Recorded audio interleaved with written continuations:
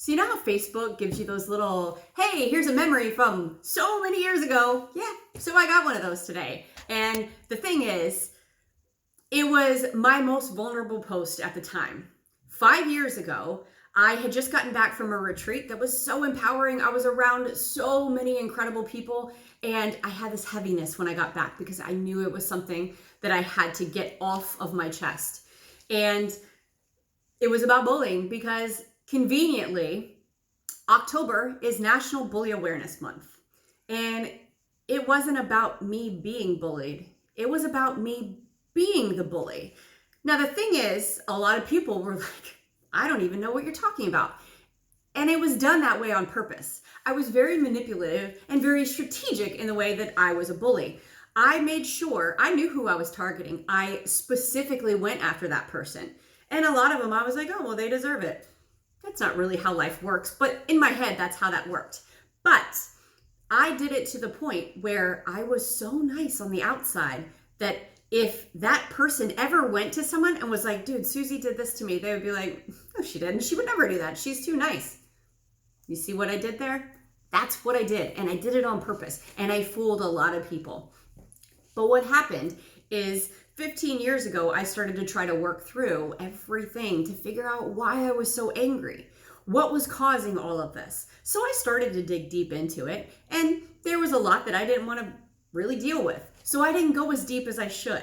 So what happened in that process is I uncovered a lot. I discovered a lot about myself. But then as I was going through this, I then thought that I deserved to be bullied.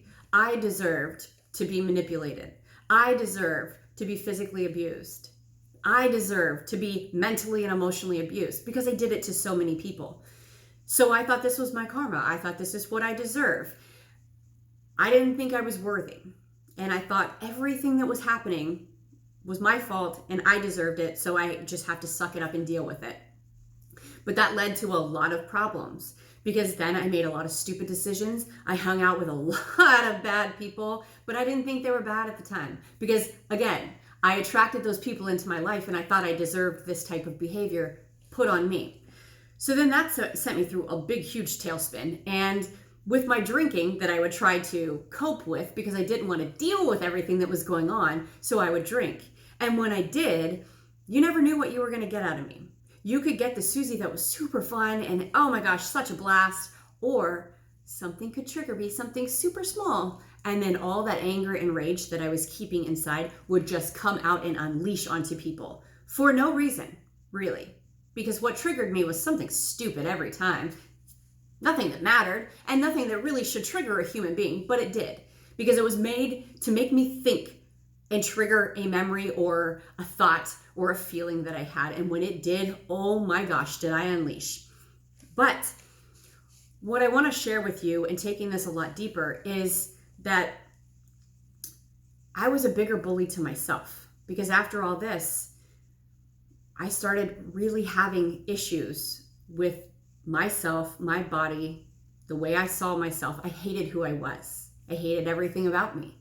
So then the way that I spoke to myself internally and actually talking to myself in the mirror, the things that I would say was horrendous. I would never say that to a human being because it was so bad. All the bad things that I did don't even equate to how I would treat myself. So I want to bring attention to a few things right now. From my perspective, I want to let you know, if you are dealing with somebody who is angry, who has rage, who is just constantly, please know that they are hurting. They are hurting with things that are inside of them that they might not even know how to deal with. They might not even know that it's there. They just have all this anger come up and they don't know why. And that's one of the most frustrating things, is when you don't understand what's going on and you are just constantly lashing out at people and yelling at them. But then internally you're like, what the fuck? Why would I do that? There's a lot of work to be done inside, okay? And the thing is, people do change.